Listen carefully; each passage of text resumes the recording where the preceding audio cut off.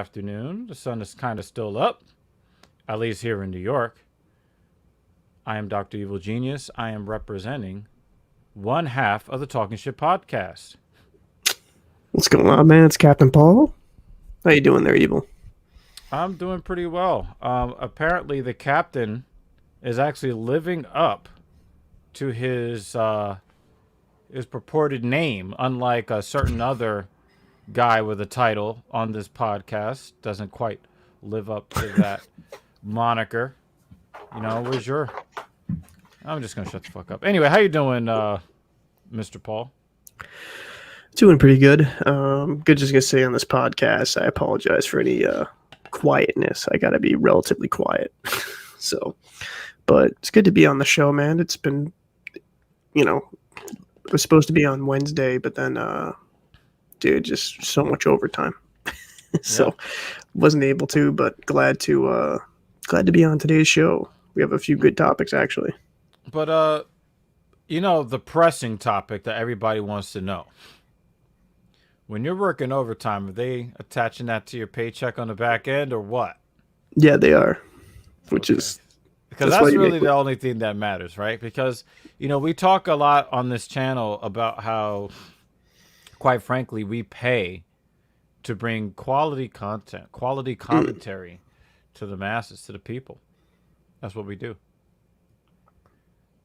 No, we do. And I think with the overtime, I'm a union, so like we have a lot of laws in there and stuff like that regarding that. So yeah, I used to be in a union too.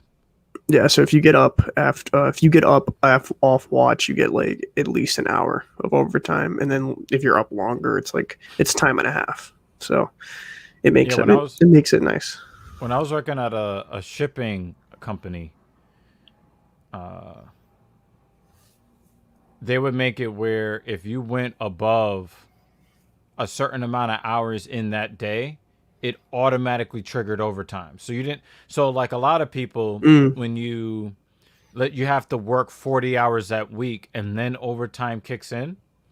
But where I was, because of the union that protected us, I think it was like after 5 hours. So once you cross the 5 hour mark, time and a half, just like that, no bullshit. So. Yeah, there was a company I worked for, a used oil recycling plant. That was the same thing. As soon as you hit after 8 hours, even if you had 40 hours in a week, because I used to work like 13 to 16-hour days, it would count as like time and a half. It was pretty nice. Like I'd make I work like 60, 70-hour weeks. So sometimes more actually when they had us come in on Saturdays. But yeah, it was a good job, but I'd never go back to it because it was a lot of slave labor.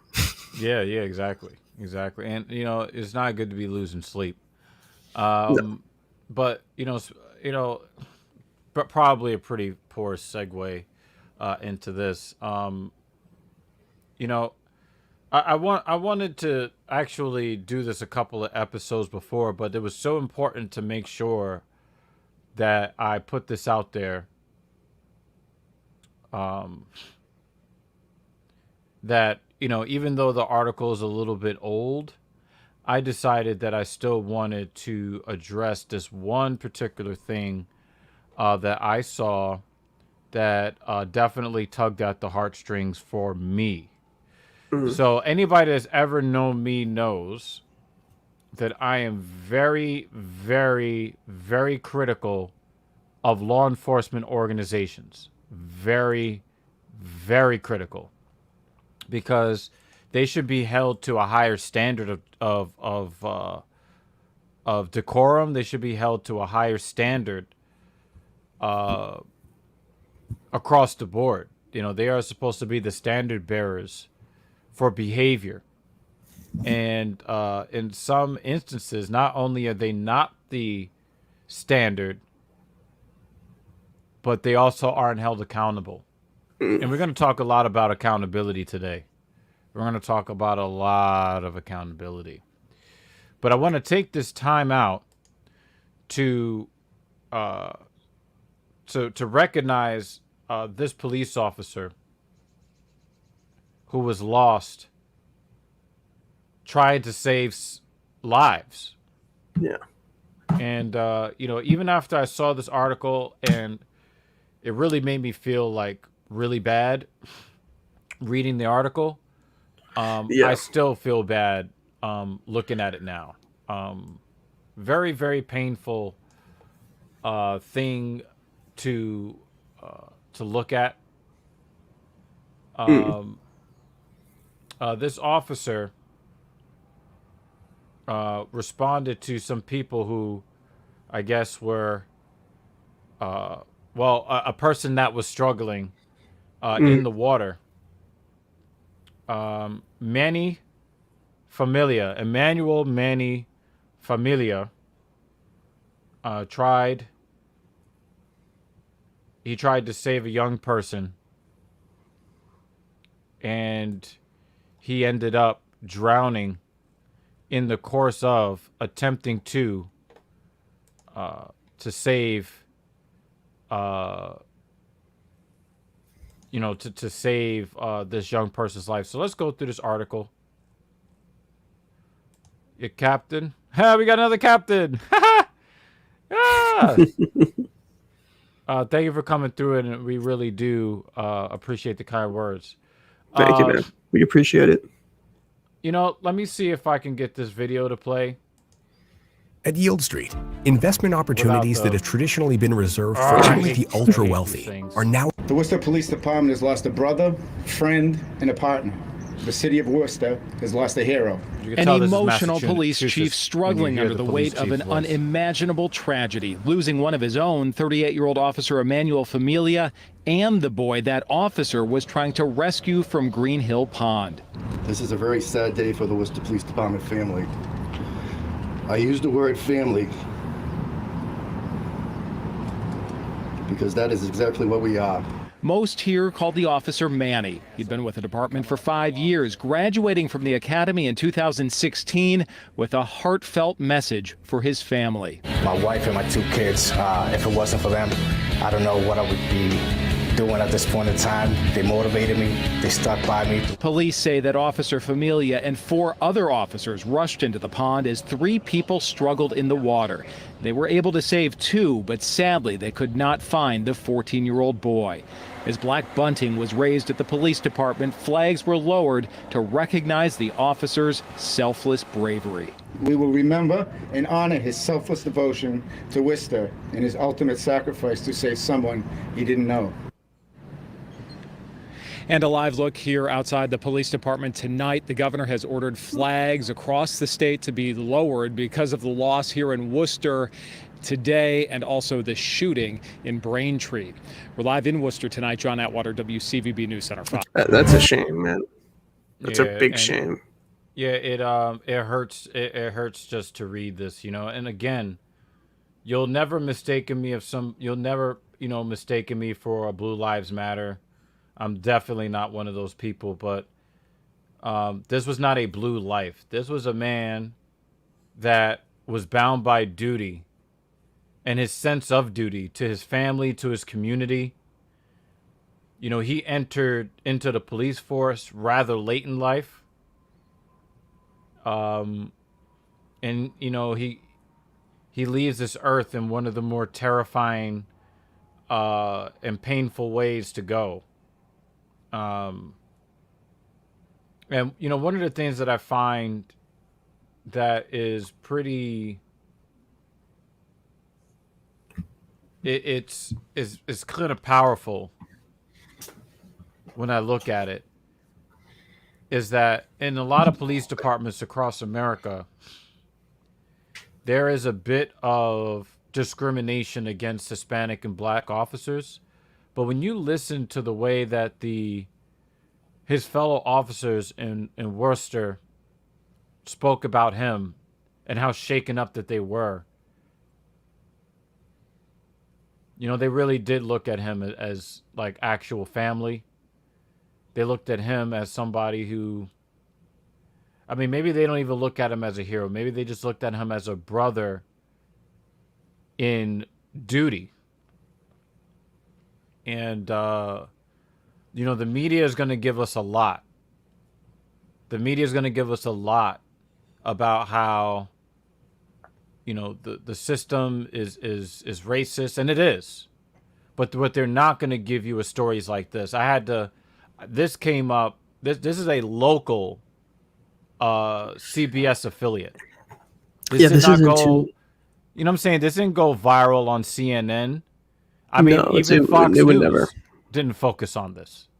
Well, I'll just say this because this is kind of relatively close to where I live. Um, that man jumped into that pond, probably realizing that he probably wasn't a strong swimmer, but he did it anyways to save lives. And I think that type of sacrifice can't be taken lightly. And I think he is what represents the badge, which, yeah, there's some bad cops out there, but there's a lot of guys like this who will help and will do, give you the shirt off their back. And this dude made the ultimate sacrifice to save lives. And, yeah, you're right. A lot of big media outlets won't pick it up, regardless of party affiliation, because it's not sexy. So it's kind of disheartening in a way. But I think what's most important in this time is, realizing the type of character that took for him to take that action, and probably realizing what he was putting himself in. It's commendable, man. Not many people can do that. They say, oh, well, I do that. I do. There's not many people with that type of stones to jump into a situation that hazardous and try to save people. It's very difficult. What really bothers me, because I thought about this, right? How many people do you know will know the name Manny Familia versus the amount of people that know the name Derek Chauvin? No, yeah, you're right. Not many will know this man's name, and it's a media thing, though. That's why. But it really, really bothers me because, I'll tell you like this, right? We have a segment on my other show, Black Power Magic Hour. We literally have a segment called Bad Cops.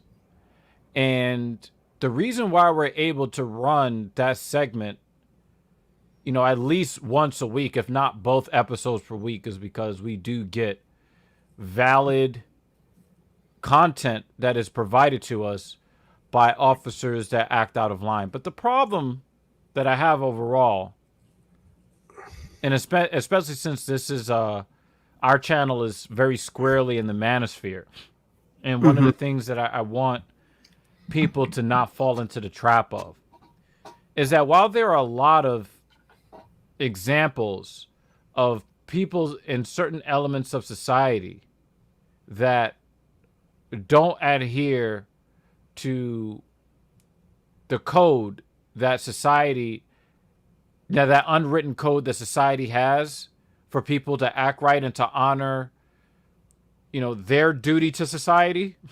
Mm-hmm. There are a whole bunch of people that actually do honor their duty, but since the focus is always on the bad actors, a lot of the people that do their job every day and do it the right way, a lot of those people will never be known.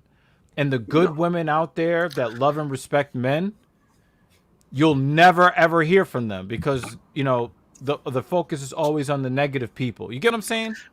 Yeah, but what sells? Negative attention, honestly. Like, attention, just controversy, that's what sells, right? It's not... Feel-good stories aren't sexy. They're just not. Like, if you, I hate watching the news, but if you turn on the news, what is it? It's all negative shit. It's nothing positive. It's nothing enlightening even. What's actually worse than that? Captain, you know why it's worse than what you just said? What's that? It's worse because not only do they focus on the negative, but they focus on the rarest instances of the negative stuff. So, like, when you watch the news, right? They always want to lead with a serial rapist. Yeah. They want to lead with a mass shooting. When you look at the actual statistics of like different violent crimes. Now, I mean, maybe the mass shooting thing is not the greatest example to use because they are on the rise in a really, really definitively scary way. But when you take certain types of violent crimes and they lead off the nightly news in any municipality, and then you look at the actual statistics, the stuff that they show on the news are the stuff that statistically are the rarest crimes that are committed. And then they want you to be scared of all of these, wow, this guy is a serial rapist that was actually caught by police, so he's now off the streets, but you should all be afraid now. And it's like, well, number one, he's off the street, and number two, that kind of crime is actually relatively rare when you compare them to the rates of other violent crimes. And then if you add to that the rates of all crime in general, and then you're talking about a really, really small slice of the pie, but the way that they lead off about it on the news, they want you to think, oh my God, everybody's out there graping and being graped. Right? So, as much as a black man, I grow very weary of looking at footage of people that look like me being brutalized by people who are supposed to protect their civil rights. I cannot help but look at something like this and look at, somebody like Manny Familia and it's a very painful situation to look at. It is very, very painful, very, very painful thing to look at. So I didn't want. I have to make an apology. This was not a CBS affiliate. This was an ABC affiliate. But the thought process still stands. The principle still stands. You didn't see this on CNN or MSNBC. You didn't see this on Fox News or One America, whatever that thing is called.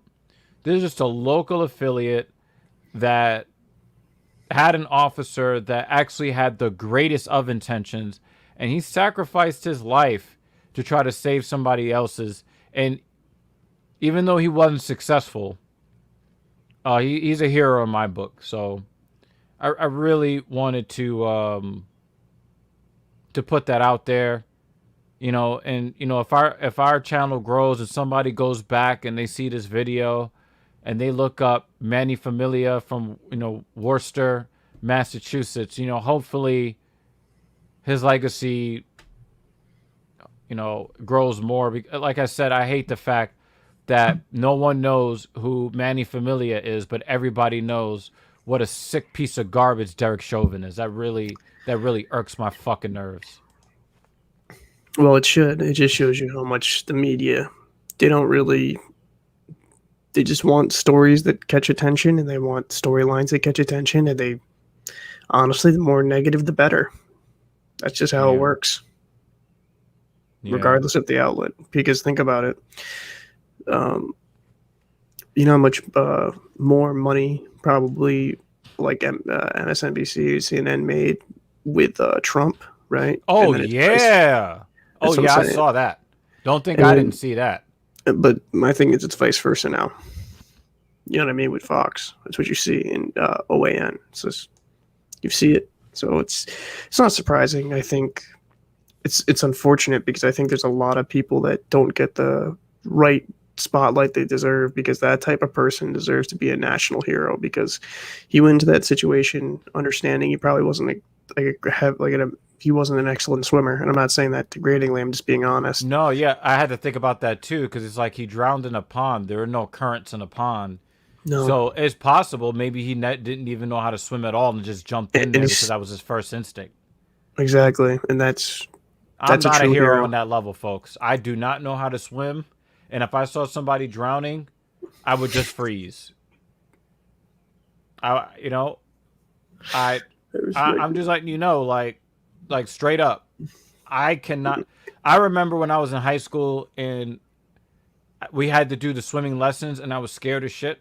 I followed all the. I was the only kid in the swimming class in high school that had to wear a life jacket because no matter what I did, like so when they were telling me to like move your feet and do the thing with the Mhm. arms and all of that, my body would move forward and then just continue to keep going down. Yeah. Now it doesn't Yes. help that my body doesn't have any buoyancy because I have very very very low body fat, right? Mm. But it was very uncomfortable. It was a very uncomfortable thought trying to learn every single thing that they're telling me to do. And then I literally would do this. Mm. I was going forward, but I was going down. They actually, like, they didn't want to give me a life jacket. And then they had to give it to me because no matter what happened, my body would just start sinking. It's actually it's funny because I'm actually pretty heavily trained. So like I know how to get out of like I did training in Scotland where there was like a flipped over helicopter that you would be in. They'd harness you in and they'd You'd have to flip try you, to unharness yourself harness yourself and get like in while you're underwater. and get reoriented. Oh, man. Dude, I'll be honest with you. I shit myself for the first few seconds. I was like, "Oh fuck!" Well, I mean, you were in the water, so that's a great place to shit yourself. Yeah, exactly. So nobody would know. Well, piss, but shit, they'd probably see. But no, man, it's just back on point though. This dude is just super commendable and should be brought up in far more conversations than any other piece of shit cop that they just. I don't know. I don't like how they try to paint every single person as a negative piece of shit. This dude is a hero. So Now, I understand why a lot of people, especially on the left, I understand why they paint officers to be that way because, in a lot of these police brutality situations, there's another officer there who stands by and watches. Or, when the officer is telling an obvious lie, everybody's in on the paperwork. You know what I mean? So a lot of people feel like, well, you want to say that, 99% of officers never even unclip their gun and take it out of the holster in their entire careers, and that is true. The vast majority of officers never even. So a lot of them don't even think to pull their sidearms. Right. The problem is that when an officer does wrong, they all rally behind the officer that does wrong, and you don't understand like how that really destroys your credibility, even if you are a quote good officer. So I remember when the police were doing all of this fucked up stuff, I never heard of ACAB. I've never heard of that until the Derek Chauvin, George Floyd thing. So I just feel like every single time an officer has an opportunity to do right and say, you know what, these bad apples, I'm pointing out that bad apple, get them out of our midst. This is what happens when those officers are kind of like, well, if I say something about this guy and then I get into a really precarious situation, people are going to pretend like, or fellow officers are going to pretend like they weren't close enough to respond to help me. Because they do that to the officers too with that blue line of silence, So, and I know a lot of them are looking out for themselves and they don't want to be looked at as rats. And you saw The Departed, I know you did because you're from that area of the country, and I've watched that movie like 10 times. So I know that you've watched it probably 10 times that amount, right? So, yeah. I don't like. Well, this is, I guess my opinion on it is this: is that when it comes down to it, is there bad cops? Yeah, but like there was actually a cop incident where a cop did a pit maneuver on I don't know if you heard. Yes. Yeah. And I'm like, yo, yeah, that was pretty stupid because there was nowhere for her to pull over. If you watch the video, like the median, that was You want to know something dumb. crazy? You want to know something crazy, Paul?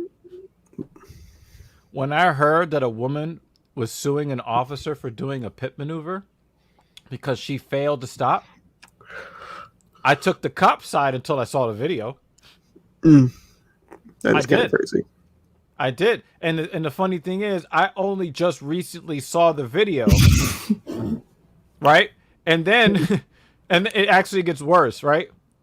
In her municipality, when you get your driver's license, they tell you do not stop if there is nowhere safe for you to stop. Mm-hmm. Especially on bridges and overpasses. Yeah, you never stop. If there's nowhere to pull over, you don't stop. So what's messed up is, and again, I didn't have all of this information originally. The woman put on her hazards and lowered her speed. Yep.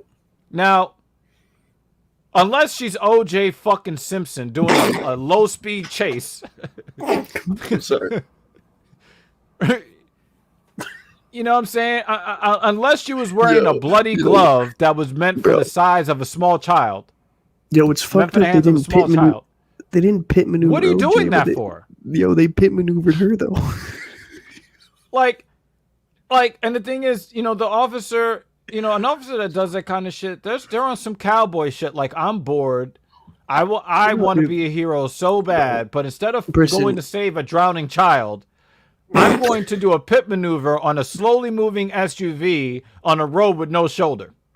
Bro, listen, he's probably playing some Grand Theft Auto before shift, and he was just. How many times have we seen police officers heavily damaged and or killed when they pull somebody over and they get clipped by a car going by? Yeah. So when I watched the video, and I love the fact that the woman is suing the officer and not the department. That's crazy. It's like, sir, not only are you gonna have to wear that badge until you're gonna be wearing that uniform in your grave to pay for what you did to this woman. Yeah. No, like, see, those to me, and there's been others, obviously, bad cops.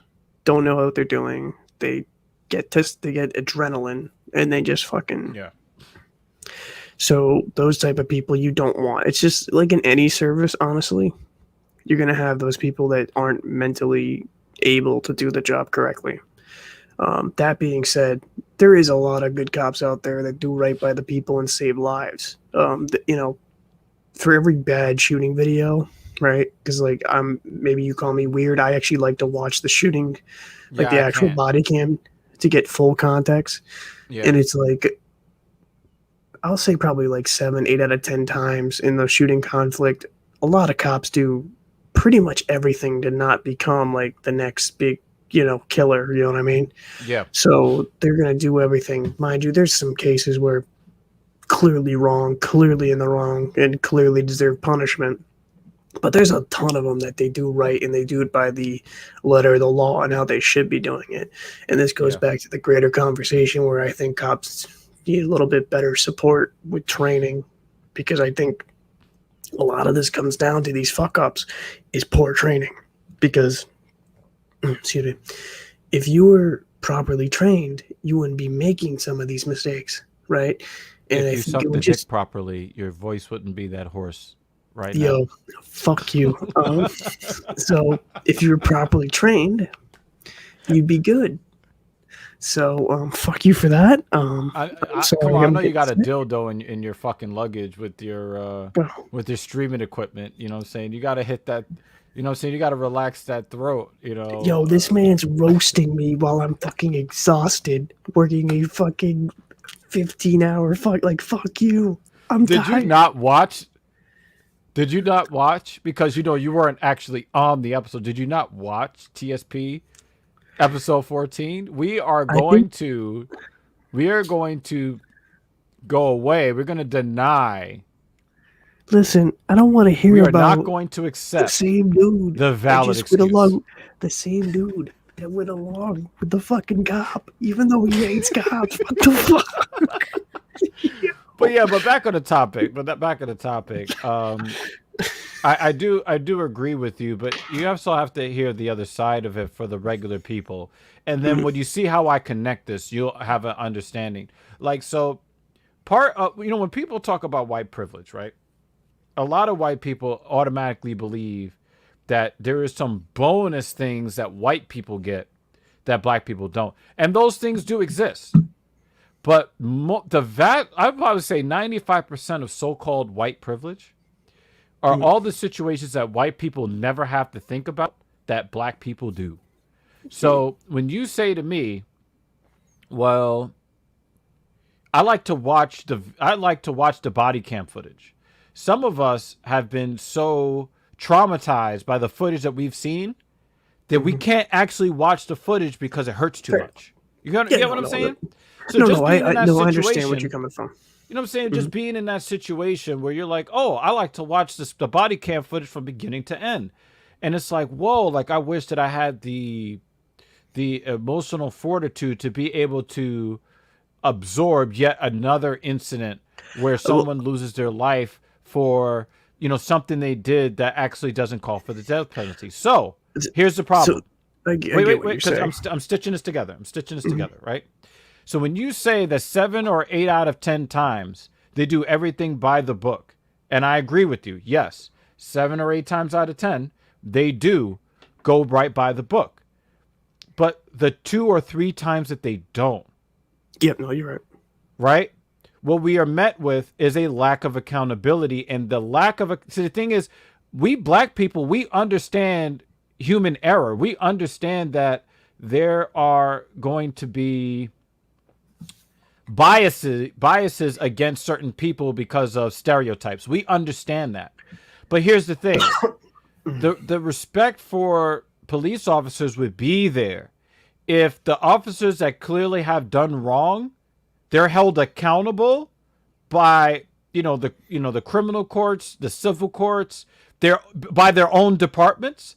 You would not see all of this that you see about police officers. So guess what I saw? The day that Derek Chauvin was convicted. First of all, I got to ask you, do you believe that Derek Chauvin should have been convicted of murder? I hate that. George Floyd, right? Derek Chauvin was convicted of murder. No, I mean, he was the one with the knee on the neck with George. Yes. Okay. Yes. You had articles being written on FoxNews.com talking about whiteness in America is under assault and that police officers around the country should quit doing their job because a murderer was convicted of murder. This is the kind of shit. It is not the incident that bothers people so much. It's the fact that people actively advocate for the lack of accountability when a fuck up occurs. So that's the problem that black people have. Very valid points, and honestly, you're not wrong. Let me just kind of break down the whole thing. So Fox News. Let's have that conversation. Wait, all right, so Fox News. Let's get into that conversation. The problem with a lot of these news, because I'm not one of these people, it's like, oh my God, CNN, only CNN. Like, I think they're all terrible, personally. The problem with these news, because they're more media than news, in my opinion. It's not reporting. It's not being biased. I mean, unbiased, excuse me. It's not being impartial. The problem with news is they have a base and they're going to spin that narrative to a base. So they either A, placate them, or B, make them completely fearful and fearmonger. When it came down to that case, I saw a lot of stupid articles. I'm not even going to name names of journalists that I knew wrote some shit that was mind-blowingly fucking retarded. Mm-hmm. But the problem is people feel this is kind of the mindset. People are afraid to admit that person was wrong because they feel like every other argument they have for supporting the police would become incorrect. So it's actually like a cult. It's a lot. I see it on both sides, right? What's the sad part? You know what the sad part is, Paul? What's that? If they actually admit that the wrong guy was wrong, it would actually bolster their argument. It wouldn't actually distract from it. But see, the problem is, detract from it. Let's be honest, the everyday person that only watches a specific news channel, and I'm not saying just Fox, but I'm saying all of them. It applies to all people who get brainwashed. They get all their narratives from that. They get all their talking points from that. They don't look into anything by themselves. Do you know how many times I heard that it wasn't the neck, that it was the drugs? That the coroner's report says different. So the problem is people spin narratives, and a lot of the main populace don't look into the shit, and that's where I guess that's where in society right now we're we're enlightened in a lot of ways, but we're fucking mind-blowingly stupid in others. Where instead of doing some research, which like takes 2 seconds, right? 2 seconds. We're just going to go with a certain case because people believe as soon as you admit any type of like, oh, maybe that side's right, they feel like, oh, well, that's like that's a part of myself I'm losing. They become so enraptured fighting for their side, they lose their own self values. You understand where I'm trying to come And that's from? the Because, power like, of propaganda. You yeah, know, shout out to Blind Bat in the chat. Yeah, that is the power of propaganda. Absolutely. yeah, because I think it's one of the most dangerous things about a lot of this is that, and I have to catch myself at times. I had to catch myself at times because I'd be like, oh, I fucking read that. I get pissed off. And then you look into certain things. It's like, there's a little bit more nuance there than I thought. Right. So Right. you have to, so every day you have to check yourself and be able to have those difficult conversations. Wait, do you have to check yourself before you wreck yourself and Fuck disrespect yeah. yourself? That's right. So, but no, you have a lot of valid points, and I'm not going to even disagree. I think a lot of it just comes down to what we learned as kids is just treating others how you like to be treated. Mm-hmm. And when you see something inherently wrong, you shouldn't stand by it. I think one of the worst things you can do is when people are hurt or people are in trouble or people need help, it's just to stand by and watch them burn because, oh, well, they're the other side. And that's the Mm-hmm. problem with the news is they just demonize. And Yep. it's just, and Because that's it what works. gets the clicks. That's Exactly, what makes because it gets dude, the the other viewers. side is no longer human. That's Yeah. what they've accomplished, and that's why a lot of people make those fucking retarded Yeah. ass articles because It's crazy. they're no longer people. They're no longer like a mother, a father, a son. Yeah. You know what I They're mean? a bigot daughter. and a They're sexist and a exactly, ophobe and this ophobe and phobic. and that's the problem. Holy And crap, man. like you're a libtard, you're a conservative. I don't know, like I forget the conservative term for it, but like you're a conservative cook. It's stupid. It's stupid because it demonizes it and it doesn't allow us to have the conversation, which is why I love our show because we would bring on anyone from any side and be willing to have a dialogue. Now, mind you, if you're just gonna speak idiocy, just echo chamber bullshit, we're Mm-hmm. gonna call you out on it. But I think the way to counter a lot of this fucking propaganda bullshit is just to have a conversation, realize that people can change, or people are more than just a surface level talking point. And that's Right. the problem I have with a lot of the stuff going on in society.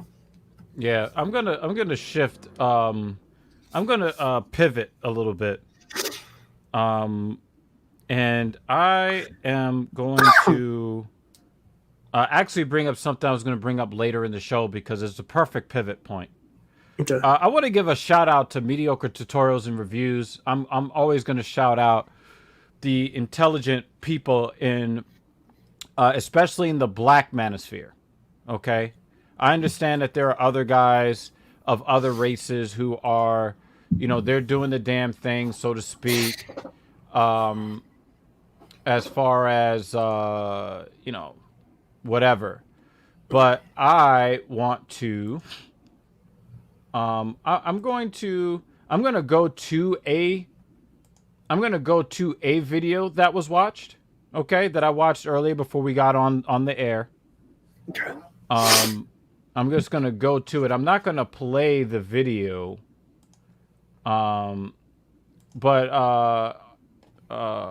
But I am going to go to the comments section because I want to talk about something very close to what you were just talking about. Okay. Again, shout out to Mediocre Tutorials and Reviews. I am not. He's getting very close to 200,000 subscribers. a lot of what he talks about affects, mainly freeze frame. black men, but not really, because a lot of the principles about how to become a better version of yourself, he's very, very eloquent when it comes to these things. Okay. When I saw that this video went up, Mike Rashid disrespects the red pill after attending Fresh and Fit podcast. And we always give I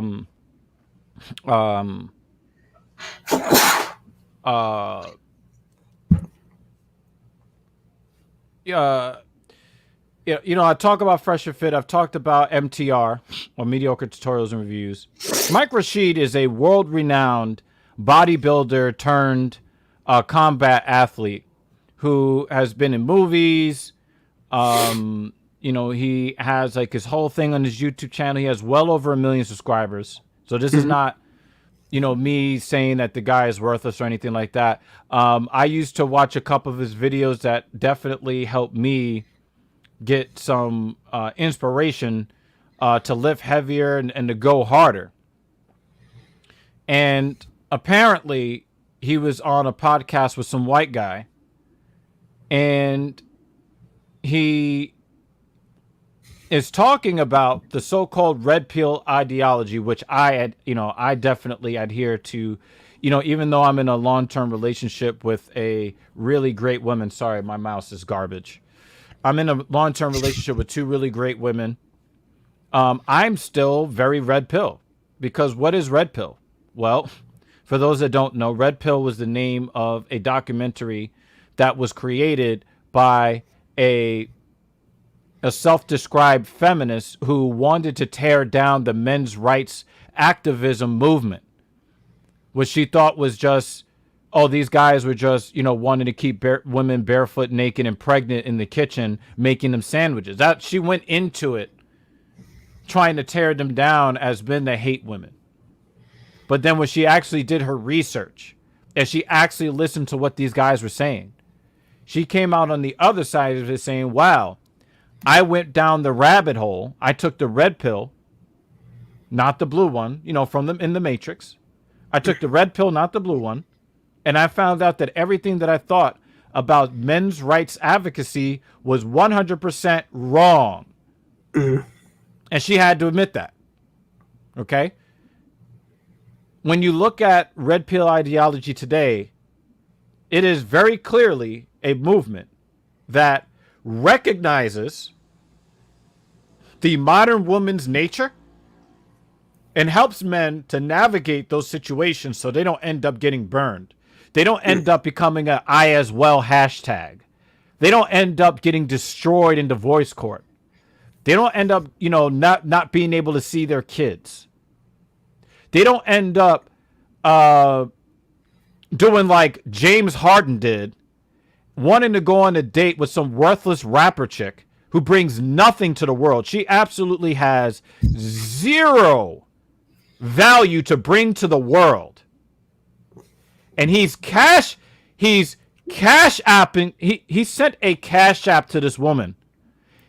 He sent this woman $100,000 in an attempt to go on a first date. That's that beta bitch blue pill bullshit.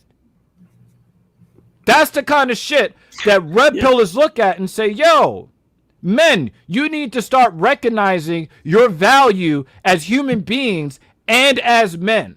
Because right now, you're putting other people, you're putting a different kind of human being, and you're classing them above you. You're putting them on a pedestal. Okay? So, Mike Rashid ends up on the Fresh and Fit podcast. When Myron Gaines starts getting into his bag and starts spitting some uncomfortable truths, even somebody that seems as masculine and as red-blooded, and he's over 200 pounds of muscle and all this stuff, even he starts getting uncomfortable, and the viewers that were watching noticed it, and they were going at him. Mike Rashid even admits this. He's got all these people in the comments calling me a simp, calling me beta. They wouldn't say that to my face. you're a bodybuilder, professional fighter. No, they're not going to say that to your face, because we men understand, as Kevin Samuels has said time and time again, that there is a low-level threat of violence against men. So if we are standing in another man's face, we're probably going to watch our words, because we understand that we have to take accountability for the things that we do and say. Guess what Red Pill is about? Red Pill is about accountability. That's what it's about, Mr. Rashid. So, if I'm just going to scroll down a little bit. You will see that I commented on some of these comments, because let me make sure I give my guy MTR a like. All right, I'll do that on stream. Okay. You see me here, and this is what I wrote about Mike Rashid. I lost a bit of respect for Mr. Rashid. He's admittedly speaking on a subject he doesn't understand. That's not what I've come to expect from him. Listening to a self-made black man regurgitating womanist talking points and buzzwords was extremely disappointing. And yes, I was very, very disappointed because he comes off as a guy that he has his own thought process, and he kind of, dances to the beat of his own drum, which I respect from everybody. But then, when he's talking about, these red pillars, there's this hatred and disdain for women. Whoa, whoa, whoa, whoa, whoa, whoa, sir. Didn't you just sit up on your show merely 90 seconds before uttering those words and sit up there with a laptop on your lap looking it up because you don't know what you're talking about? You're fucking Googling and Wikipediaing. You're doing the whole Wikipedia thing. You're doing the Googling thing. If you knew what you were talking about, you wouldn't be on Wikipedia. You would not be looking. You would not be looking for information on a Reddit subthread, on a subreddit. Why would you regurgitate feminist talking points when you admittedly don't know what you're talking about? And that's why people are upset. Here is a guy who is famous for his physical aesthetics. He's famous for it. He's made more than 7 figures on his physique, on his fitness stuff, right? So I don't really know this guy, so it's hard for me to. Let me pull up. Let me pull up some. So it's hard for me to really kind of get a base value of his character, but you can kind of give me a description. I'll take your word for it. Is he kind of known in the Manaverse? No. He's known. He's known in fitness, and let me tell you, it's I'm about to do a screen share right quick so you guys know who I'm talking about here. The guy is legit.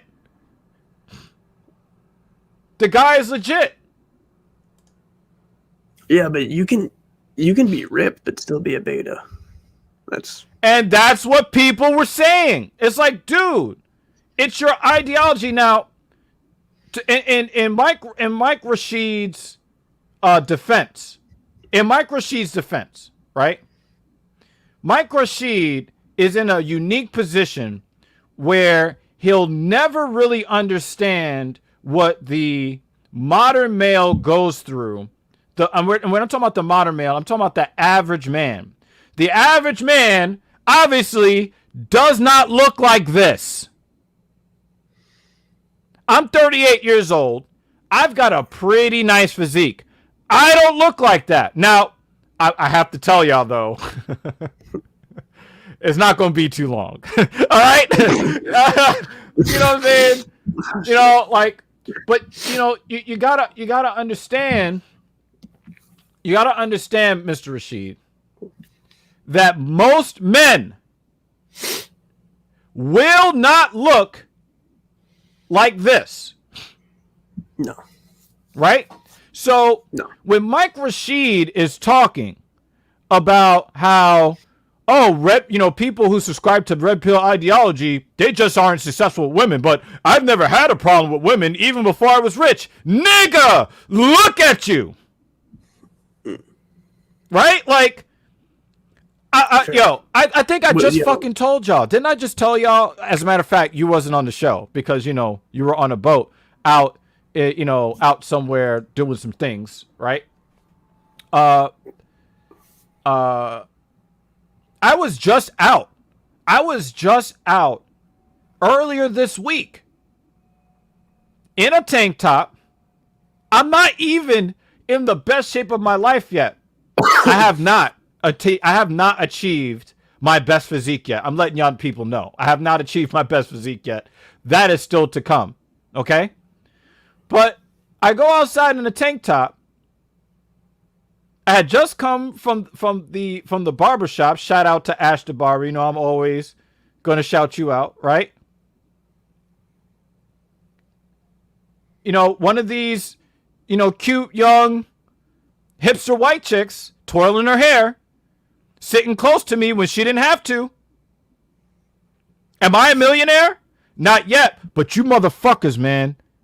Like, subscribe, and share the fucking podcast so that one day I might get to 7 figures. Even with me, and I just showed you Mike Rashid's physique, right? Is he not impressive or is he not? No, he is. My physique is probably like 30%. It's like 30% of what he's got. And I'm already, and the thing is, like, I've been on both sides.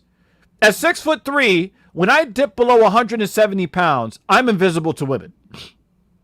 When I go up above 180 pounds, the same chicks that would try to hit me with a hashtag, I as well, now they're a lot more receptive. Right? Sorry, he had a bad oral experience. I can't say what I want to say, but you're so lucky. We would get taken down in a second. If y'all support the platform, there will be giveaways. All right, y'all can hold me to that. But I already know, and as I said, I'm not even rich, right? I didn't go out there. Where I went, I didn't drive there in my Mercedes. I went there in a fucking Uber. So as far as anybody would have known where I was just another broke nigga in Brooklyn. But I was still getting those choosing signals straight off the physique. And like I said, my physique is maybe 3/10. If you measured me against Mike Rashid on a 10-point scale, I would score 3. And I'm still in the top 5% of men when it comes to physique. Okay? So, he's like, well, before I was rich, I still didn't have a problem with women. It was because of my mentality. No, it's because of genetics. I was under 170 pounds, looking not so good just 8 weeks ago. I was a traditionalist. I was in a tank top and some shorts and some Jordans. But the chest was poking out. So probably got some tight underwear to show the tree trunk, I mean, no, I'm not doing that. I've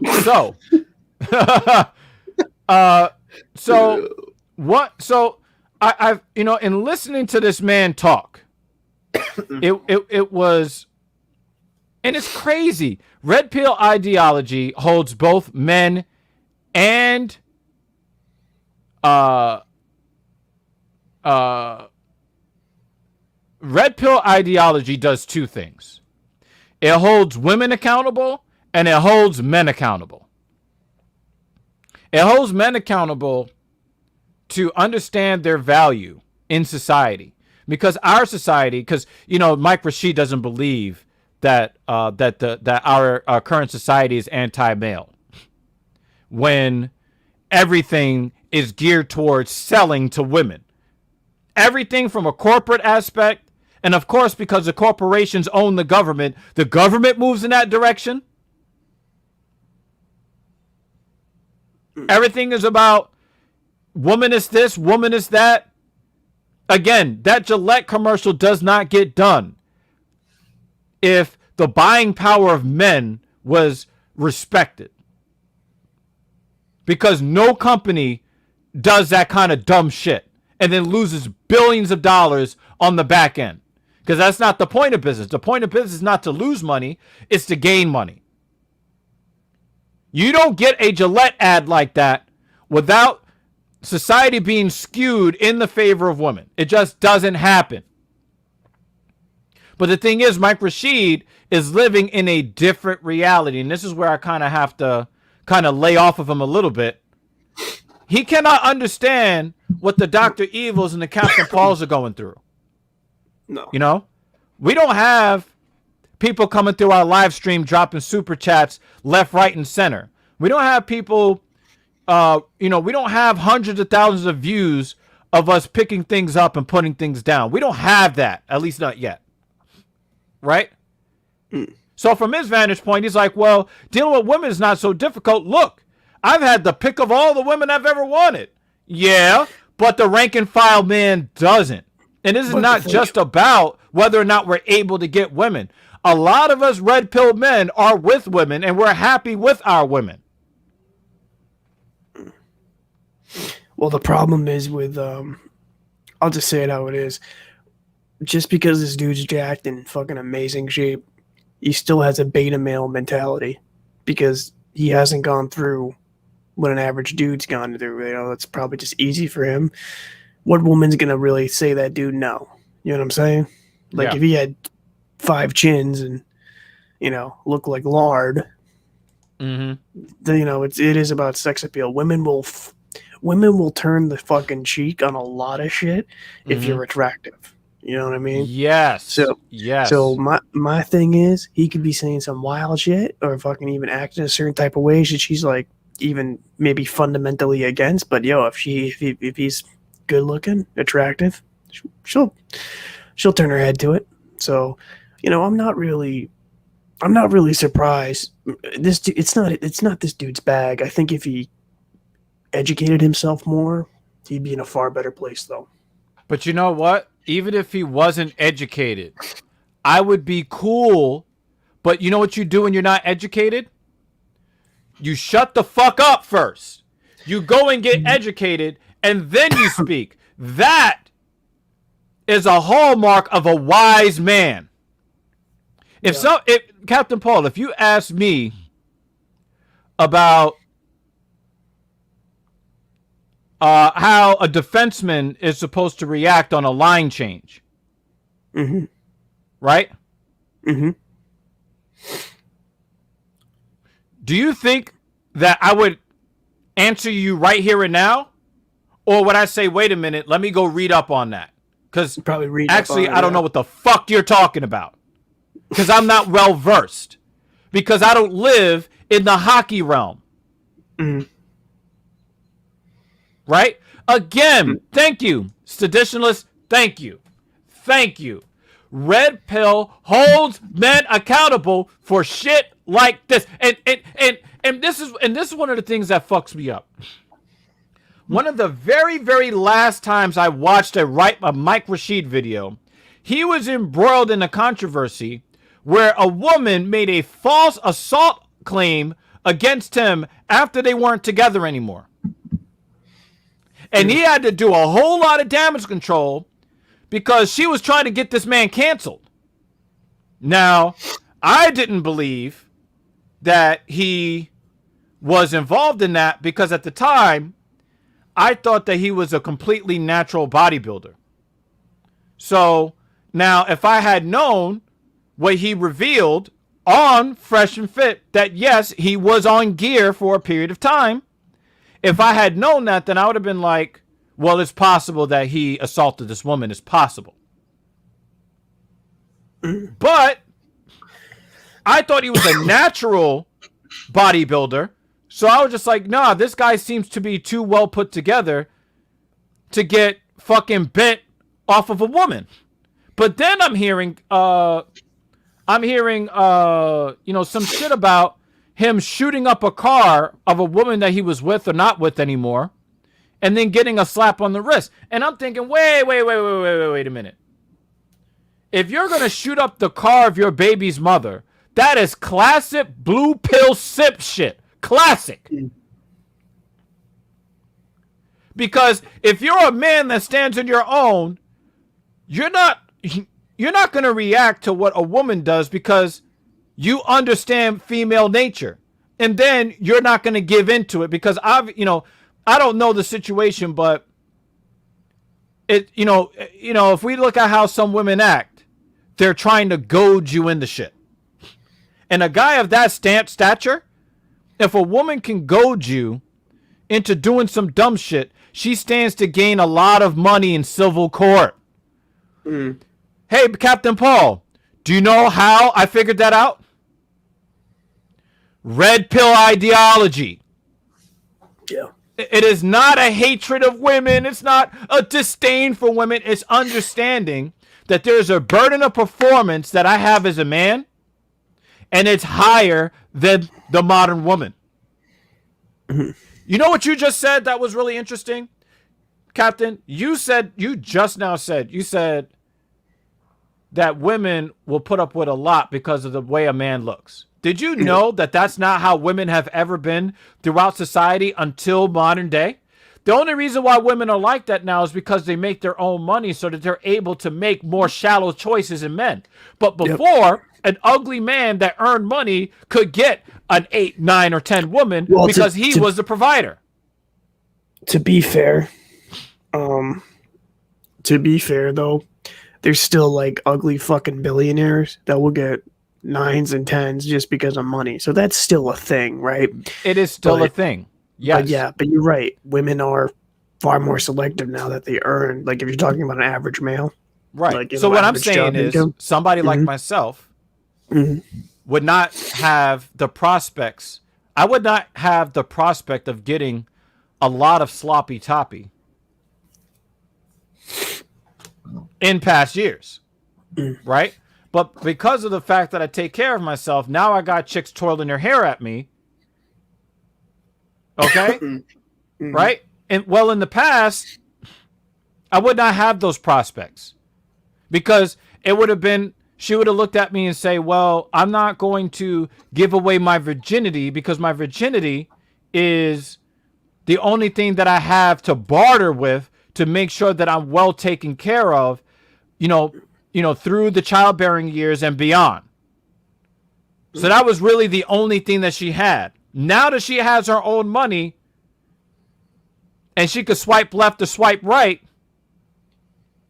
now she's choosing for different reasons. So I could be broke as fuck and still get some of that sloppy toppy. Well, simply off of appearance. Yeah. Right? But that's how a lot of that goes, and I think a lot of shit is very superficial these days. You know what I mean? So like, it's no longer about providing a service. If a woman's making near or about the same income as you, their selection process is far different than it was historically. That does just make sense.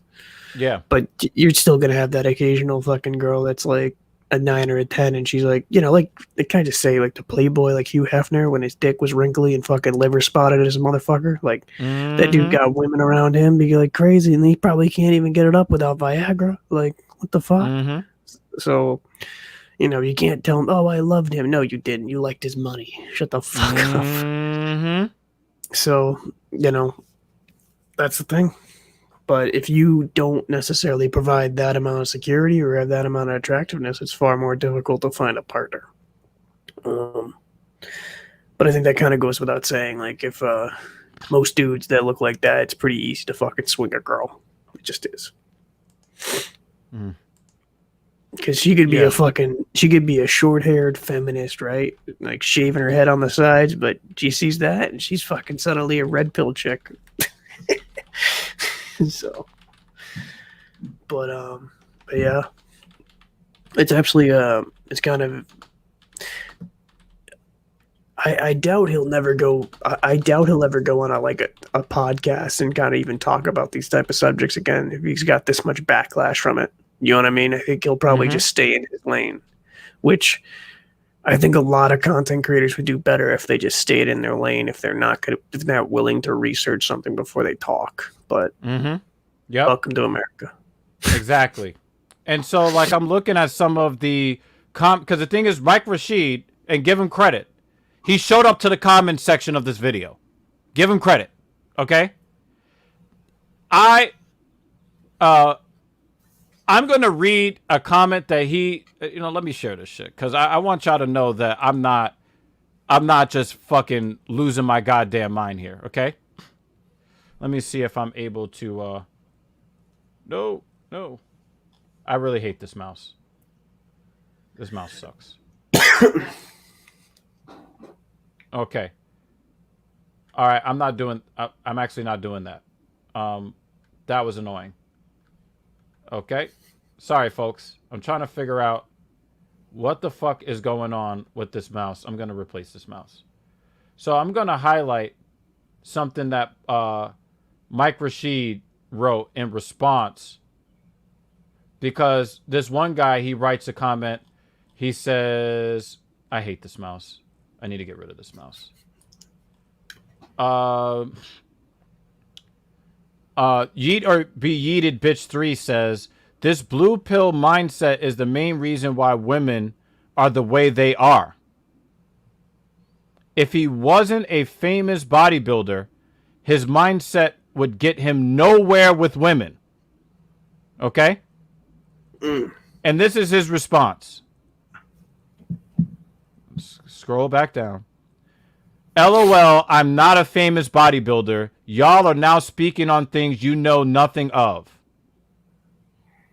This is why people are on your ass, Mike. Because you're speaking on shit you don't know. And like it or not, you're known for being a bodybuilder.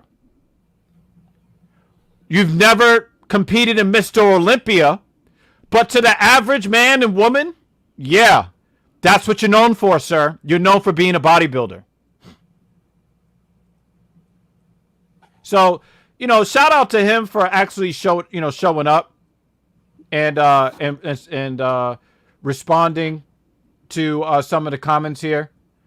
But the dude is clearly out of touch with the male experience and understanding that the red pill ideology is not about hatred or disdain for women.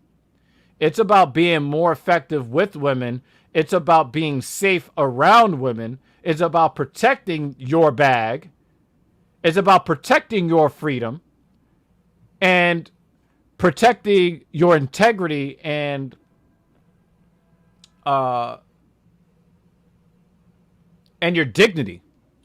That's what Red Pill is about. Red Pill is about holding yourself accountable enough to not put anybody on a pedestal above you. Oh, and I got to cover one more fucking thing.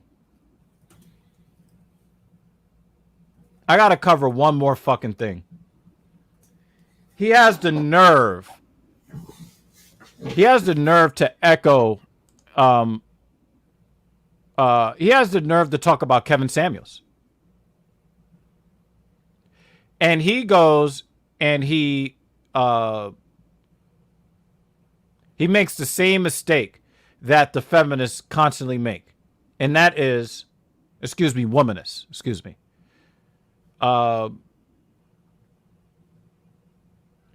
When Kevin Samuels talks about the concept of high value men, it's on a 6-point scale. The very first point says that you have to make at least $10,000 a month for at least 3 to 5 years straight. And then everything else that has to do with being high value men has nothing to do with money.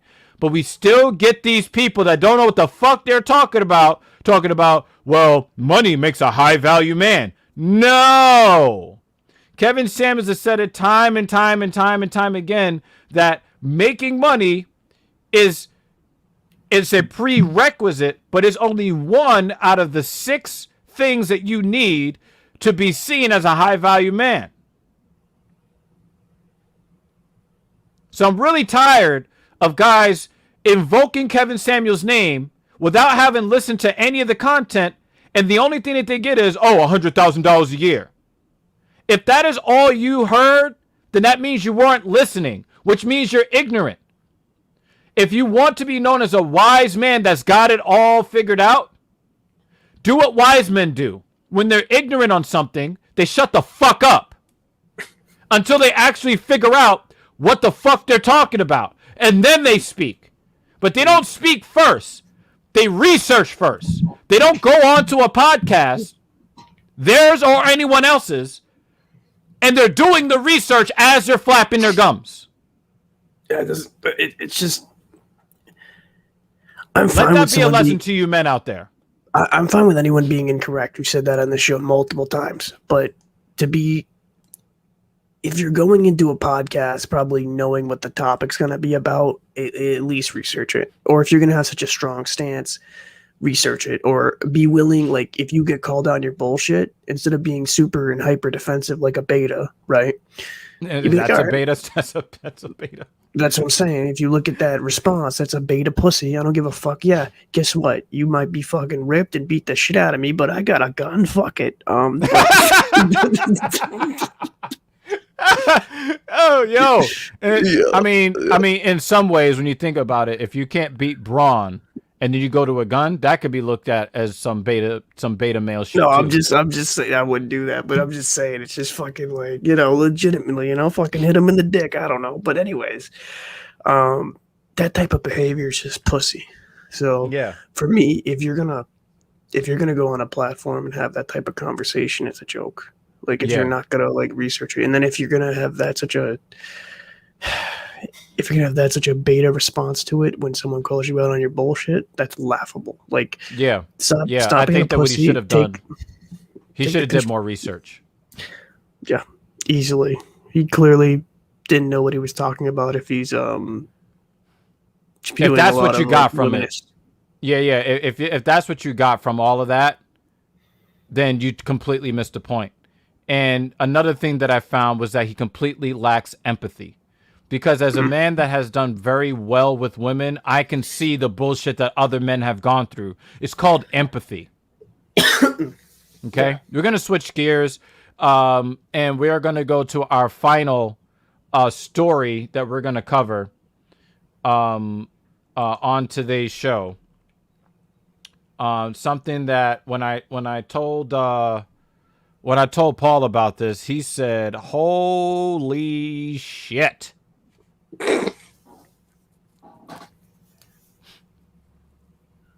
Woman missing from family since 2010 found secretly living next door. What the fuck?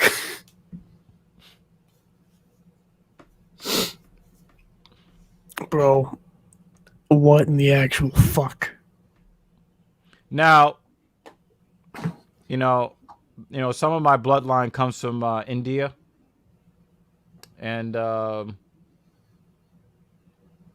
I won't say that I'm proud of that because I had nothing to do. I didn't earn, the part of my lineage that is Indian. I didn't earn that, but God damn it, India! I knew this was a story in India as soon as I read. As soon as I read the headline. A strange series of events recently unraveled an 11-year-old mystery. A woman in India, reported missing in 2010, was discovered to have been secretly living with her romantic companion, located next door to her family's home for a decade.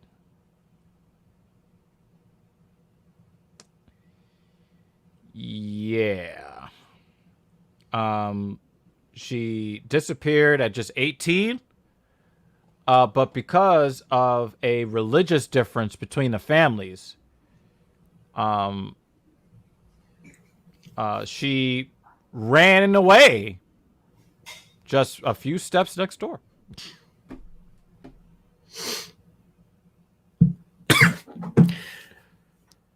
So Bro. how does she not get caught, dude? How does she not get caught? Yo. So in the story, she was living in a small room with a small TV, just staying there, and she did. she would. She would take shits out the window. I'm sorry. Yo.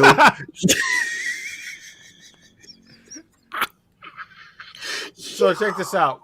Rahman was intensely secretive about his spare room. He reportedly kept it locked and refused entry to anyone but himself. And because of his alleged bad temper, his parents didn't want to push the issue further. What in the name of Anne Frank is going on here? Word! Word! He didn't want anybody to get into his room. And they probably assumed that, you know, he had a lot of lotion and tissues that he was taking in there. But apparently, you know, he was just taking his food to eat in there. And I guess the tissues was made for cleanup because I'm pretty sure they were getting it in for 10 years. That's wild. The whole time they were looking for her, but she didn't have a cell phone. And there was no reason to believe that, you know, when someone's reported missing, that they should just knock on, you know, next door. Just knock. Hey, have you seen your neighbor? Have you seen my daughter? So, yeah, you know, the whole religious background thing, they were afraid to take the relationship public. When you look at it, it's kind of sad, man. I mean, because somebody believes in a different religion, you have, you know, people going. Have you ever heard of anybody going to such lengths, Captain? No, it's you know, I'm sorry, I just can't get that image in my head. Some poor motherfucker walking down the street. You know, it's like, yeah, he had a rough day at work. And she just nails him. Just shits all over. What the fuck? What the fuck? Like, how? This is what Paul was talking about. Bro. Right there. Bro. Check like, that shit out. That's wild to me. Like, yo, you didn't get this girl a bucket? Like, what the fuck? Yo, Mr. Bucket. What a savage. My top, the Mr. Bucket. Bro, like, legitimately, I've never heard of any wild shit like this. Like, I don't know, I'm hoping man, that like, she jumped out the window and then copped the squat. But it is possible that she put her ass out the window. That's what I'm saying, though. Like, yo, what if she's second story? You know what I mean? Like, you can't just fucking, like, you know, not know. Well, to be fair, though, like, if she's shitting out the windows, it's going down the side of the... I mean, maybe nobody noticed the brown stain that led from the window and ran down the siding of the home. Maybe this motherfucker, like, painted the house brown. Like, oh, yeah, this could be a good color. Just, you know... Yeah. You know, like... It's like... Yo, I can't get over this shit. You know, it's good that the family found out where she was and, like, you know, they kind of have some closure and that she's alive and stuff like that. Because that's got to be, you know, extremely traumatizing for that family, right? Like, they probably thought their daughter was dead. Well, check this out. But this is how this whole thing unraveled here. He got pissed off and she left the house. And then they were like, well, we're adults now, so fuck it. Let's just move to where nobody knows where the fuck we are. That's true. Um. So yeah, this was yeah, that was a very like I saw this. I was just like, yo, Paul needs to see this shit. Because that's some real other shit. You want to cover this sports story before we get off the shit? So it was kind of interesting. I'm saying, do It you was, want to? Because we could save it for yeah. the next show.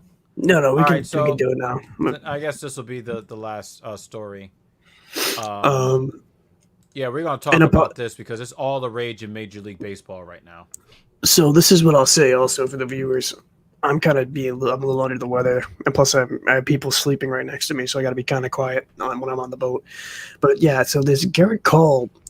I watched the interview, Yeah. and the awkward energy from it of him like saying like, and a reporter essentially asked him like, "Could he use spider tack to help with his grip?" And he's like, like he looked shook when he was answering, like, I'm not, I don't know how to answer that. You know, to be That really honest, pisses me off. it's like, bro, listen, you know what the answer is, bro. Just say it. Just say you used a substance to help increase the rotation on your pitches because it's actually funny, right? I don't know if you know this, but there's been a lot of like analytics showing that like certain pitchers have more rotation on their fastball. Yeah, the spin rate. Which, but not just the fastball. They're looking at the four-seam fastballs, but they're also looking at breaking balls as well. Right, and it spins, which makes it harder to hit. Because it can be relatively the same speed, but if it has more spin, that means more movement, right? So it's just harder to hit. And it's also harder to track with the eye. Mm-hmm. So a lot of guys are, it's gamemanship. Like every era of baseball's had this, but like it's pretty, like it's a well-known thing that like certain pitchers, like even Zach Greinke's been involved in this, where like they use like a muck or like a spider tack to just get more rotation on the ball. And there was actually funny. I don't know if we talked this on the podcast a while ago, but I think it was a Los Angeles Angels employee that was actually making shit that pitchers were using. And he actually he ended up getting fired from the team, which is funny because who the fuck didn't know he was doing that? He was selling it to players around the league and mainly the people, the Angels players. So it was very interesting to see how deep this goes because Garrett Cole, like, just the way he didn't answer anything and he was just very shook. I'm like, yeah, bro, like you definitely put some shit on the baseball. Like there's been a history. Or if you're not pitchers. putting shit on the baseball, you're putting shit on your hands. Yeah, well, like there's been pictures like where they'll put stuff on there for like the pine tar shit, or like they'll put some sticky substance. Like, do you remember it's a game. Michael? Was it Michael Pineda that got caught? Yes, it was Michael Pineda. I watched that bitch ass and get the thing thrown is, out. he was like, "Yo, I look like a nigga, so I could put this pine tar on my neck and nobody will know." And it looked like a fucking grease ball on his neck. So this is what pissed me off about this story, Captain.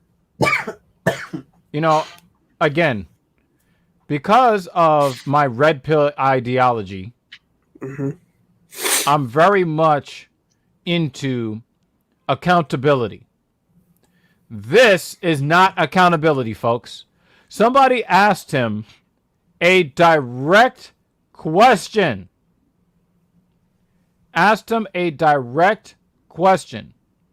Do you use spider tack? This is the quote he gave, folks. I don't know how to quite answer that, nigga. Oh, and then he goes to say, to be honest, my nigga. It's a yes or no question. Have you ever seen spider tack, grab the spider tack, put the spider tack on your hands, and then throw a baseball? There's customs and practices that have been passed down from older players to younger. Nigga, that's not the fucking question. Answer the motherfucking question. And this is why I don't have the problems that other people do. Because when I ask a question and somebody answers with a question, or, if I say, is the sky blue? And then you start talking about, the decibel level at concerts, we're going to have a fucking problem. Garrett Cole, if you would have told us, yeah, I've used a spider tack. Everybody's doing it. So it's not like, I'm doing something that the opposing pitcher isn't doing. If you would have come out and said that, I'd have been like, all right, you're a cheating piece of shit, but, and you want to, hold other people accountable, but not yourself. Okay. But for the simple, he asked, have you ever used spider tack? You don't know how to answer that? You make $37 million a year, but you cannot answer a simple yes or no question? Fuck you! Because he knows he's guilty. That's why. And it's funny because Trevor Bauer's been pretty loud about this type of shit, and his spin rate dropped too. Yep. You know whose spin rate hasn't dropped? Who's that? My boy Jacob deGrom. Yo, someone needs to save that man. Absolutely save that man. Because that guy is a phenomenal pitcher that is getting fucked by his own team. I do not understand it. He pitches gems. He won the gems. Cy Young with a losing record. Bro, he pitches gems, and for whatever reason, those days your batter's like, nah, he's got it. I don't need to show up to work today. I don't get it. It's spine baffling. So irritating. It is so irritating, man. Bro, if I was him, bro, I would call him behind that whole rock. Yo, right now he's still throwing up zeros. Right now, literally, Jacob deGrom is playing against the Padres, one of the best teams in all of baseball. And my dude is still throwing up zeros. This is what I'll say to kind of close. He throws 101, 102 miles an hour. Yeah, but he's still got it. He has incredible other pitches, though, too. So, I think with deGrom, he'll have a longevity that a lot of pitchers won't. Because, you get older, you'll lose a few miles per hour in your fastball. I read an article today. Nope. I'm gonna hold your feet to the motherfucking fire on that one, because I could not believe what I read when I read this. I could not believe what I read when I read this article. Okay. I want you guys to see. I want you guys to see this. Because I'm glad that you brought up the age thing. This is why Jacob deGrom is so nasty. Jacob deGrom has no speed limit on heater. He is the only pitcher 5 years in a row his velocity has escalated. He's about to be 33 years old. This is around the time that you see the fastball start to drop off. Jacob deGrom, the only other pitchers that even come close to him as far as having 4 straight seasons of escalating velocity are other pitchers who are much younger when they did it. They were in their mid-20s. Jacob deGrom is about to turn 33. He's about to turn 33. And he keeps throwing harder. No, now, I'll be heartbroken if it turns out he's cheating, but I would not be surprised, just based off the metrics. No, but to be honest, though, he could be keeping himself in phenomenal shape, doing certain exercises, have an advantage in some ways, or sometimes it's genetics, man. Honestly, some guys just, for whatever reason, in certain sports, they'll reach their physical prime later. I don't know if that's a myth thing, but I've noticed certain guys, and non-steroids, obviously, that for whatever reason they just get in their athletic prime a little bit later.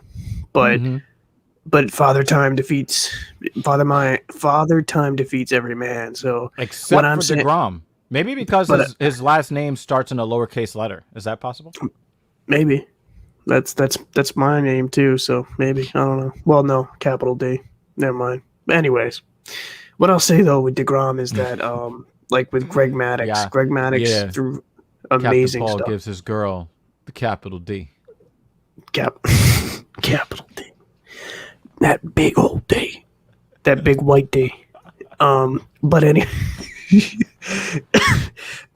truly Truly a unicorn.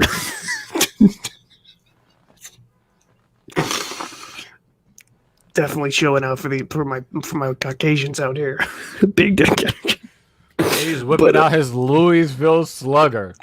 But 10 Greg straight Maddox- fastballs in Yeah. Arizona. 10 straight fastballs of 99.9, 99.9, that's 99.8 or harder.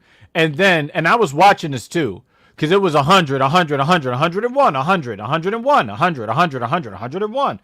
And then he finishes it 93-mile-an-hour slider right to Eduardo Escobar's fucking back foot. He had no chance because out of the hand, it looked like a fastball. And then it died. This is what I'll say. Like, Greg Maddox proved that you don't need to necessarily have the top stuff to like. But he's Greg Maddox, and I only mean this tongue in cheek. Jacob deGrom is Greg Maddox on steroids. Yeah, Except that he's not actually on steroids. maybe. Nah, look at his body. No, I know. Look at his body. Look at the Well, side of his head. Andy Pettit was on HGH. But Andy Pettit did not abuse HGH. And No, he he did used not it when he use needed it to cheat. What he did was he used human growth hormone to help him heal faster from an injury, but he did not use it to enhance his performance. No, I agree with that. That's why I give Andy Pettit. Oh, and Andy Pettit didn't get caught out in the lie. He came out and admitted it like a grown motherfucking man. That's red pill ideology, folks, for those scoring at home. But I think long story short, DeGrom has phenomenal other pitches, like his slider, off speed. It's just, bro, you could be looking at him going to like late 30s, maybe even 40s, early 40s, just killing it. And, listen, I'll be honest with you. Your team needs to start giving that man more offensive help because that dude. I mean, he is 5-2. It's like, oh wait, you know what? We did go out and get him more offensive help. The dude is batting 400 himself. I mean, he was batting over 450 for the longest time. I mean, you knew it wasn't going to, last. stay that way. But 33 different fastballs clocked in at 100 miles an hour or faster in a single game. He owns the first and the fifth. The other pitchers on this list: Jordan Hicks, Aroldis Chapman, and Nathan Eovaldi. Now, understand that a lot of these guys are closers. These guys are guys that only have to throw an inning. We celebrate them if they go an inning and a third or an inning and 2/3. Oh my God, he got a 5-out save, right? This is DeGrom, a starting pitcher, throwing darts into the 6th and 7th innings. Yeah. Okay, check this out.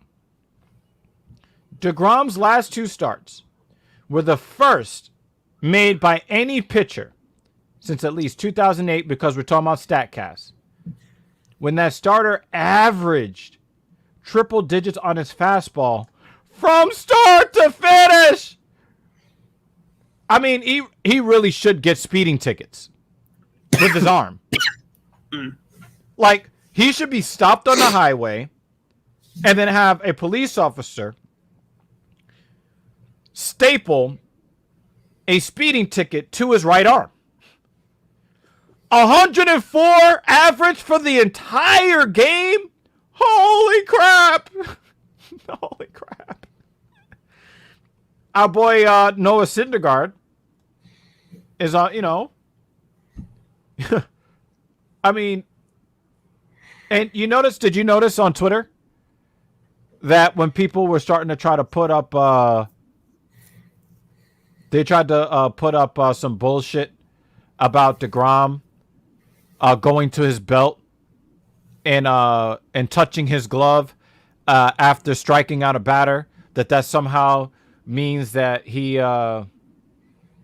got foreign substances on his hands. His entire team came and it was just like the catchers and the pitchers were like, hate to burst your bubble, but Jacob deGrom's not your guy. If you want to talk about guys using, a bunch of bullshit on their hands, not him. Oh my God! Jacob deGrom singles in the bottom of the 5th, a 2-run single. Mets up 3-0. Jacob deGrom. So you guys know, I'm the New York guy. I'm the New York Mets fan. I didn't think that I was going to be talking about Jacob deGrom today, but yeah. I mean, look at this shit. Look at this shit. Look at this shit. Look at this. Look at his windup. Look at the technique. Look Bro. at it, It's look at just it. so beautiful. It's almost like he's. You know how people throw darts? Yeah.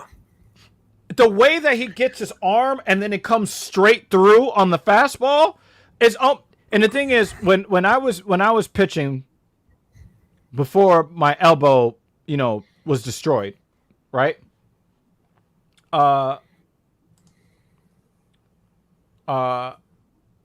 They always say to keep your eyes on the glove and follow through, when you even after you reach the apex of your release point, when you come through on the release point, to always follow through the catcher's glove.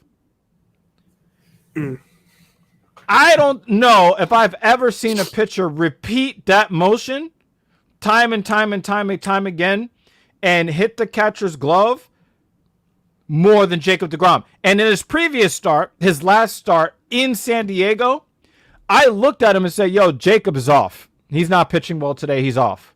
Guess how many runs he gave up? How many? Donut. He like I said, man, he's a phenomenal pitcher. Yeah. So, but yeah, I'm we not just gonna wanted lie. to bring these stories to you guys today. Garrett Cole, stop being a beta bitch.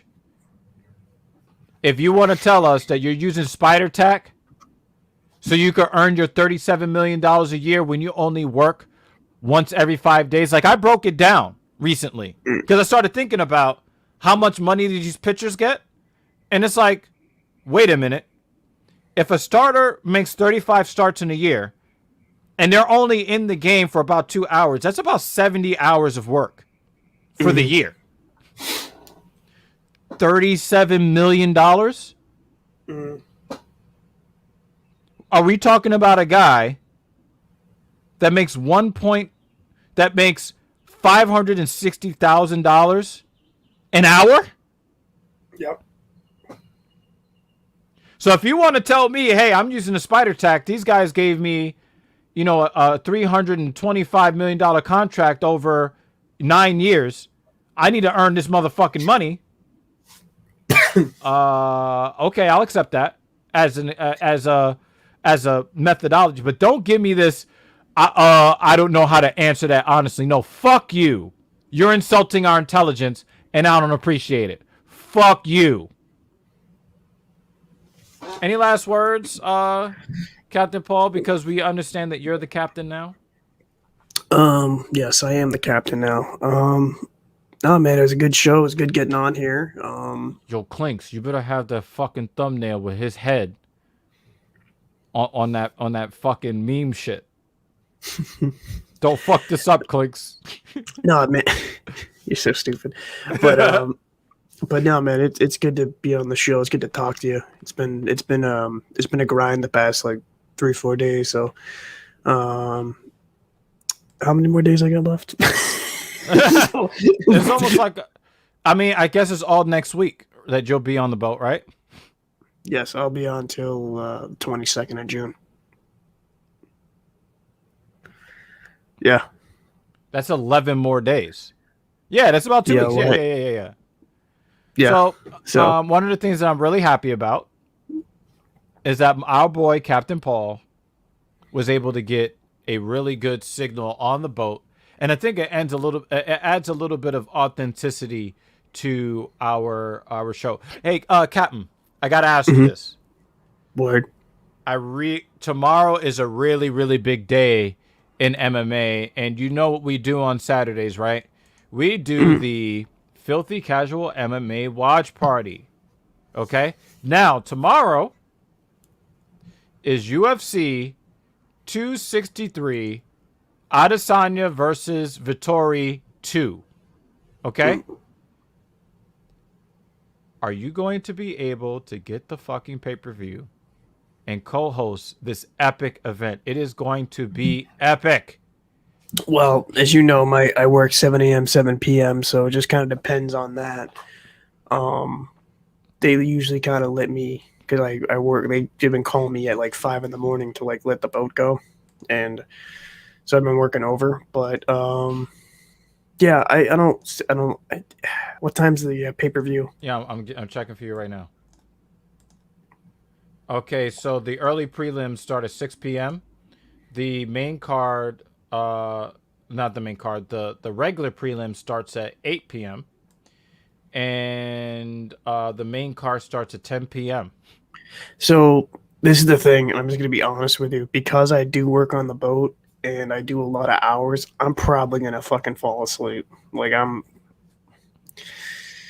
try to take a nap if you want me to in for the main fight. But like after, you know what I mean, I'll sleep for a couple of Boon! Good to see you again. I hope that you're getting the UFC pay-per-view tomorrow and that you'll be joining us tomorrow. But thank you for actually coming through on an episode of the Talking Shit podcast. I appreciate you. I'll try my best tomorrow. Just as you know, man, It's a with big work. it's a big thing, dude. The fights on here, the fighters that are on this. Oh my god! I am so fucking excited. I gotta go through these lists of fighters, okay? We got Jake Collier fighting Carlos Felipe at heavyweight. That is your first fight of the night on the early prelim. We have Luigi Vendramini versus Fares Ziam. I'm not familiar with either of these guys. But at featherweight, the return of Chase Hooper. I cannot wait to see what this guy does.